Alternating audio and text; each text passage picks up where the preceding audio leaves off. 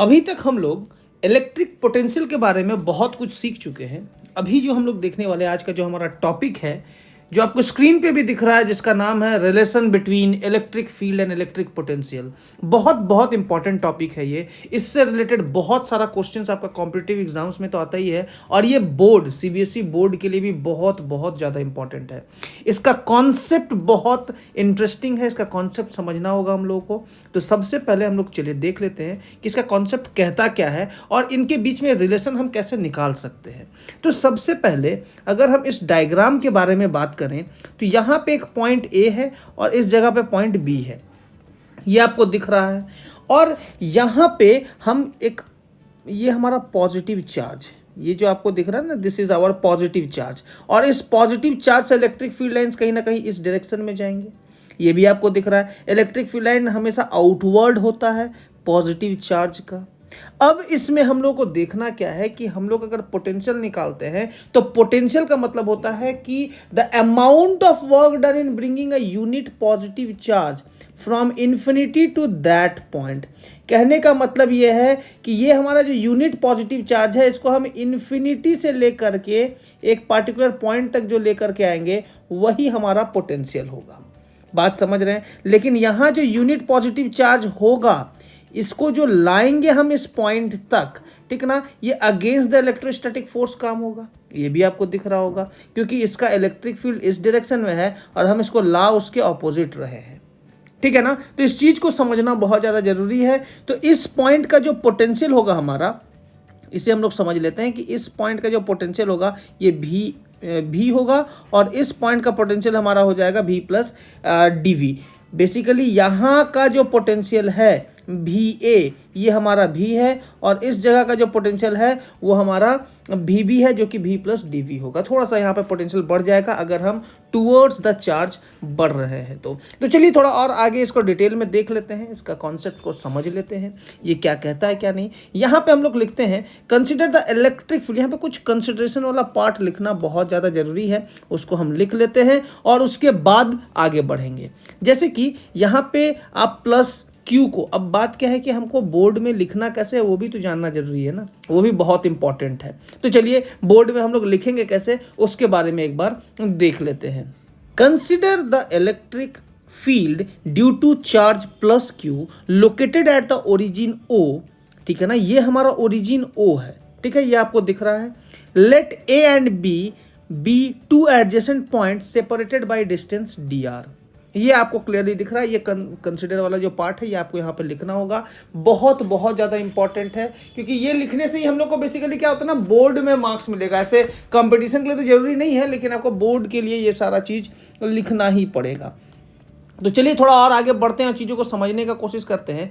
तो यहाँ पे इस चार्ज पे जो एक्सटर्नल फोर्स लगेगा, मतलब कि जो यहाँ पे जो टेस्ट चार्ज होगा, यहाँ पे कहीं ना कहीं जिस पॉइंट चार्ज के बारे में बात कर रहे हैं, यहाँ पे एक टेस्ट चार्ज Q0 है मान लीजिए, उसको यहाँ पे Q0 को हम यहाँ से यहाँ तक मूव करा रहे हैं, उसके बारे में अगर हम बात करें, ठीक है ना, तो इस Q0 पे फोर्स कितना लगेगा, इस फोर्स के बारे में अगर हम यहाँ पे बात करें तो देख लीजिए, that force will be equal to Q0 into E। क्या इसको इस तरह से नहीं लिखा जा सकता है? फोर्स के बारे में अगर हम ऐसा लिखें, ये Q0 इंटू E हो गया, ठीक है। अब अगर हम work done in moving test charge, यहाँ पे क्या लिख सकते हैं, work done in moving test charge, ठीक है, work done in moving test charge from A to B, ठीक है, इज, ये हमारा हो जाएगा work done will be equal to F dot dr। अब इसको हम लिख सकते हैं क्या, F डॉट dr है। कहने का मतलब ये कहीं ना कहीं dr का डिस्टेंस इस डायरेक्शन में है और फोर्स कहीं ना कहीं इस डायरेक्शन में F है हमारा, ये आप देख सकते हैं। हमारा जो फोर्स का डायरेक्शन है, ये dr का डायरेक्शन तो इधर गया ना, और फोर्स का डायरेक्शन कहीं ना कहीं इधर है, ऑपोजिट में है। फोर्स और dr अगर हमारा ऑपोजिट डायरेक्शन में है तो यहाँ पे हम लोग लिख सकते हैं इसको हम कुछ इस तरह से लिखेंगे, F dr cos 180 डिग्री लिखा जा सकता है, ये आप समझ सकते हैं। 180 डिग्री क्यों लिखा गया? क्योंकि यहाँ पे दोनों अपोजिट डायरेक्शन में है, जिस कारण से यहाँ पे एक माइनस साइन आ जाएगा। एफ का वैल्यू होता है हमारा क्यू नॉट इंटू ई, यहाँ पे लिखेंगे, और डी आर को as it is D R लिख देते हैं। तो वर्क डन का वैल्यू हमारे पास आ गया, ये हमारा वर्क डन है, ठीक ना। अब इसके अलावा इसको हम इक्वेशन 1 मान लेते हैं, this is our work done, और इसको हम इक्वेशन 1 मान लिए। तो थोड़ा और आगे बढ़ते हैं और चीज़ें बहुत ज़्यादा क्लियर होगी आपको, ठीक है। थोड़ा आगे बढ़ते हैं तो हम लोग को क्या दिखता है, also work done to move the test charge from A to B. इसके बारे में अगर हम बात करते हैं तो ये क्या हो जाएगा, ए टू बी से, जैसे कि यहाँ पे हम लोग देख रहे थे ना, इस जगह पे ए से बी तक लाने के लिए जो हमको वर्क डन करना पड़ेगा, इसका पोटेंशियल चेंज करेगा। पोटेंशियल हमारा वी बी माइनस बी ए हो जाएगा, ठीक है। इसके बारे में हम बात करेंगे। तो यहाँ पे जो वैल्यू होगा हमारा वो एक बार देख लेते हैं, that will be, that work done will be equal to Q naught into V B minus V A, ये कुछ इस तरह से हो जाएगा। और यहाँ पे क्यू नॉट वी बी के जगह पे हम लिख सकते हैं V plus D V minus V हो जाएगा, क्योंकि वी ए का वैल्यू वी है और वी बी का वैल्यू हमारा वी प्लस डी वी है। अभी डायग्राम में देखे हैं, ये वी कैंसिल हो जाएगा और यहाँ पे Q naught into D V आ जाएगा। ये हमारा वर्क डन आ गया, ये हमारा इक्वेशन 2 भी आ गया, ठीक है ना। तो इक्वेटिंग इक्वेशन 1 एंड 2 दोनों को इक्वेट कर देते हैं। इक्वेटिंग इक्वेशन 1 एंड 2, अगर दोनों को अगर हम इक्वेट करते हैं तो हमारे पास जो वैल्यू आएगा that will be negative Q naught E D R is equal to Q naught D V. अब आप बोलिएगा ये कैसे आया, यहाँ पे तो ये दिख रहा होगा, ये वैल्यू तो आपको क्लियर होगा ना, ये कहाँ से लिखे हैं हम, ठीक है। अब बात है कि इधर से देख लेते हैं, इधर आएंगे तो यहाँ देखेंगे ये हमारा एक और W का वैल्यू, तो दोनों को आपस में हम क्या कर दिए, इक्वेट कर दिए। तो ये और ये तो कट जाएगा, गया चांद पे, तो काट ही देते हैं, ये और ये गया चांद पे। तो हमारे पास जो वैल्यू आएगा that E will be equal to negative D V by D R, ठीक है। ये हमारा कुछ इस तरह से हो जाएगा और यहाँ पे हम देयरफॉर करके लिखेंगे, therefore E is equal to negative D V by D R. ये हमारा फाइनल रिजल्ट आ गया। ये बहुत बहुत ज़्यादा इंपॉर्टेंट है, ये टॉपिक का मतलब ये टॉपिक जो है ना बहुत ज़्यादा इंपॉर्टेंट है, इसको समझना है। डेरिवेशन तो उम्मीद करते हैं आपको क्लियर हो गया होगा कि डिराइव कैसे किए, इसको एक बार कॉन्सेप्चुअली समझते हैं। जैसे कि इलेक्ट्रिक फील्ड में आप ऐसे दूर जाइएगा, जैसे कि अगर हम यहाँ पे बात करें इलेक्ट्रिक फील्ड में आप इधर दूर जाइएगा तो इलेक्ट्रिक फील्ड इधर का डायरेक्शन में है, लेकिन इसके अपोजिट डायरेक्शन में हमारा पोटेंशियल क्या हो रहा है, डिस्टेंस के साथ बढ़ रहा है। तो D V by D R change हमारा इस डायरेक्शन में कर रहा है, इलेक्ट्रिक फील्ड के अपोजिट में चेंज कर रहा है, हमारा जो पोटेंशियल चेंज कर रहा है। यहाँ पे पोटेंशियल भी है, यहाँ पे डी वी इंक्रीज कर गया। जैसे जैसे डिस्टेंस आर हम आगे बढ़ते गए हमारा डी वी इंक्रीज कर गया, डी आर डिस्टेंस आगे बढ़े तो हमारा पोटेंशियल डी वी क्या हो गया, इंक्रीज कर गया। मतलब कि इलेक्ट्रिक फील्ड के अपोजिट में पोटेंशियल हमारा इंक्रीज कर रहा है। तो इसीलिए इलेक्ट्रिक फील्ड के साथ हम एक नेगेटिव साइन लगाएंगे और negative D V by D R लिखेंगे। D V by D R change in potential को बता रहा है, हालांकि ये चेंज अपोजिट डायरेक्शन में हो रहा है, जिस कारण से यहाँ पे नेगेटिव साइन आया है। उम्मीद करते हैं electric field is equal to negative D V by D R कैसे आया ये आपको समझ में आ गया होगा। सिर्फ इतना ही नहीं, इसको थोड़ा और आगे सॉल्व करेंगे तो यहाँ पे तो इलेक्ट्रिक फील्ड को हम डी वी मतलब कि पोटेंशियल के टर्म्स में निकालें। अब हमको पोटेंशियल निकालना है इलेक्ट्रिक फील्ड के टर्म्स में, तो चलिए देख लेते हैं। हम लोग अभी अभी जो जाने हैं उसको लिख लेते हैं। वी नो, हम लोग अभी अभी क्या पढ़े हैं, हम लोग जानते हैं कि हमारे पास electric field is equal to negative D V by D R होता है। अब यहाँ पे यूज़ करेंगे तो यहाँ पे E D R is equal to negative D V हो जाएगा। अब यहाँ पे इसको अगर हम डी वी लिखते हैं तो this will be negative E D are हो जाएगा, ठीक है। अब इस चीज को क्या लिख सकते हैं हम बता रहे हैं, यहाँ पे डी आर और ई का जो भी डायरेक्शन होगा उसको हम लोग ऐसा कंसिडर करें, इंटीग्रेटिंग बोथ साइड कर देते हैं। इंटीग्रेटिंग बोथ साइड, अगर हम दोनों तरफ इंटीग्रेट कर दें तो हमारे पास जो वैल्यू आएगा integration of D V is equal to negative integration of E dot D R. इसको हम ई डॉट डी आर के टर्म्स में लिख दिए, तो therefore V will be equal to negative E dot dr। ये हमारा कुछ इस तरह से हो गया। तो इसको हम कुछ ऐसे करके लिख लिए हैं। उम्मीद करते हैं ये जो आपको बताया गया ये आपको अच्छे से क्लियर हो गया होगा, ये रिलेशन भी आपको अच्छे से समझ में आया होगा।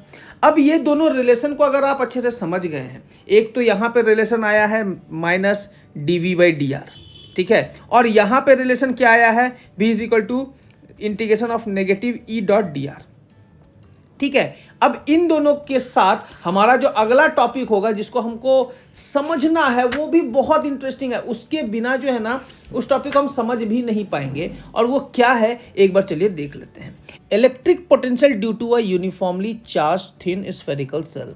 अब हमारे पास थिन स्फेरिकल सेल एक होना चाहिए, तो चलिए एक थिन स्फेरिकल सेल हम यहाँ पे बना लेते हैं अपनी सुविधा के अनुसार। ये हमारा थिन स्फेरिकल सेल हो गया जो कि आपको यहाँ पे दिख रहा है। अब इसका रेडियस क्या होगा वो भी हम लोग को जानना चाहिए। ये हमारा कहीं ना कहीं इसका रेडियस हो जाएगा, ये रेडियस हमारा कुछ और नहीं, ये हमारा रेडियस आर हो जाएगा, कैपिटल आर लिख देते हैं इसको हम, ठीक है। ये हमारा रेडियस आर हो गया। अब इसको अगर हम सॉल्व करने का कोशिश करें तो ये क्या होगा, ये एक बार हम लोग को देख लेना है। अगर हम इसके बारे में बात करें तो ये ऐसे करके इधर जाएगा, ये इधर हुआ, और ये कहीं ना कहीं ऊपर की ओर भी जाएगा, ठीक है। ये हमारा कुछ ऐसा हो गया, ठीक है, और इधर भी हम कुछ इस तरह से ड्रॉ कर लिए, ठीक है। अब बात ये है कि जैसे जैसे यहाँ पे रेडियस के बारे में बात करेंगे, ये रेडियस जैसे जैसे इंक्रीज होगा, ये आउटर मोस्ट सेल का चार्ज क्या है हमारा, ये क्यू चार्ज है। अब यहाँ पे कंसिडर करके लिखेंगे तो चीज़ें बहुत अच्छे से क्लियर भी हो जाएगी। ये हमारा बेसिकली भी है और ये हमारा आर है, ठीक है ना। ये हमारा एक भी हो गया और एक हमारा क्या हो गया, आर हो गया। तो यहाँ पे कैसे लिखेंगे हम वो एक बार हम देख लेते हैं। ये हमारा कुछ ऐसा करके ऐसा हुआ और थोड़ा और आगे बढ़ेगा, ठीक है। तो यहाँ पे थोड़ा सा हम डॉटेड लाइन में बनाएंगे,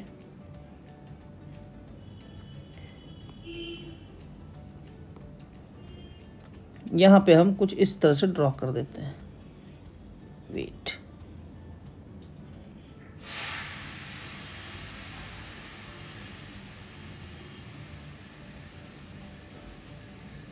ठीक है। इस तरह से ड्रॉ किए हैं। अब इन चीज़ों को आप देख सकते हैं और समझ सकते हैं। यहाँ से जो कर्व लाइन जाएगा नीचे की ओर, ये जो यहाँ से कर्व लाइन नीचे की ओर कुछ इस तरह से जाएगा, इसको आप देख सकते हैं, ये लगातार डिक्रीज करेगा। लेकिन यहाँ पे अगर हम डॉटेड लाइन में बनाएं तो ये हमारा बेसिकली आर को रिप्रेजेंट करेगा।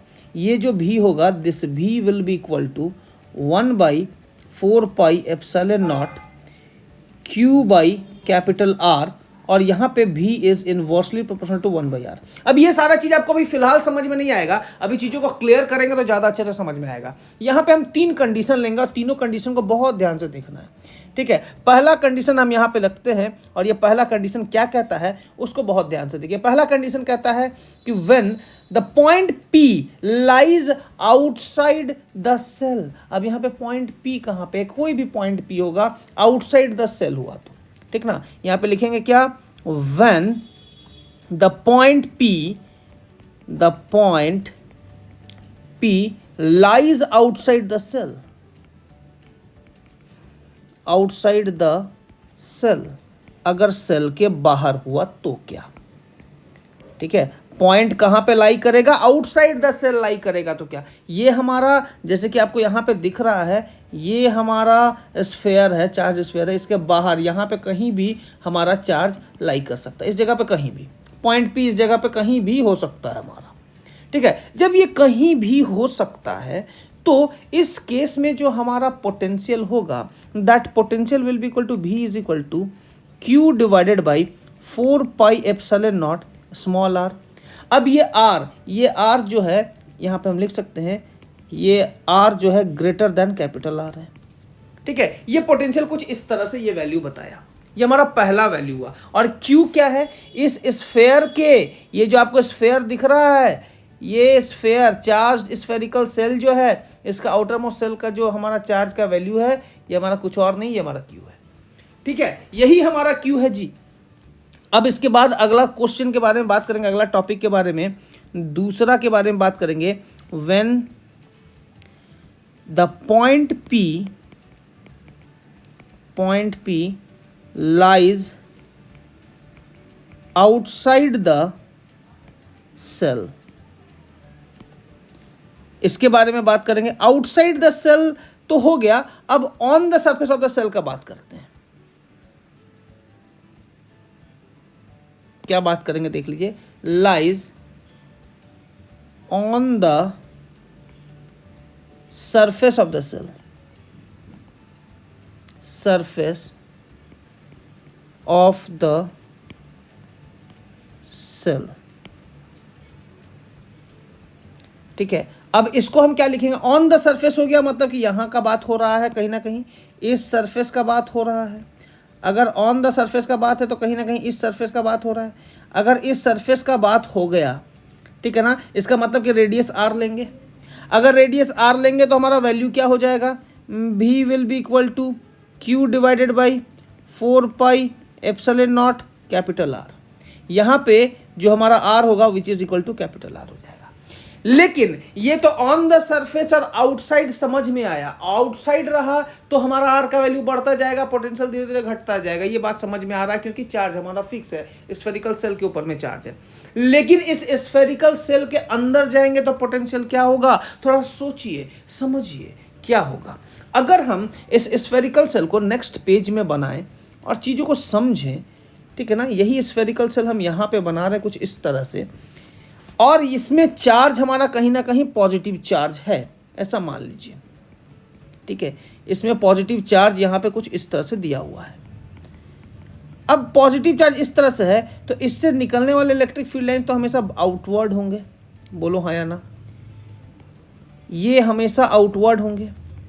और ये अगर आउटवर्ड होंगे तो इनसाइड द सेल हमारा पॉजिटिव चार्ज है ही नहीं। इनसाइड द सेल का बात करेंगे तो इस जगह पे इलेक्ट्रिक फील्ड तो हमारा जीरो हो गया। अगर इनसाइड यहाँ पे अगर हम बात करते हैं, इनसाइड हमारा इलेक्ट्रिक फील्ड जीरो हो गया, तो यहाँ पे अगर हम सवाल लिखें, ये जो हमारा तीसरा पॉइंट कहता है, तीसरा पॉइंट कहता है when point P lies on the surface on the नहीं, इनसाइड द सरफेस लिखते हैं।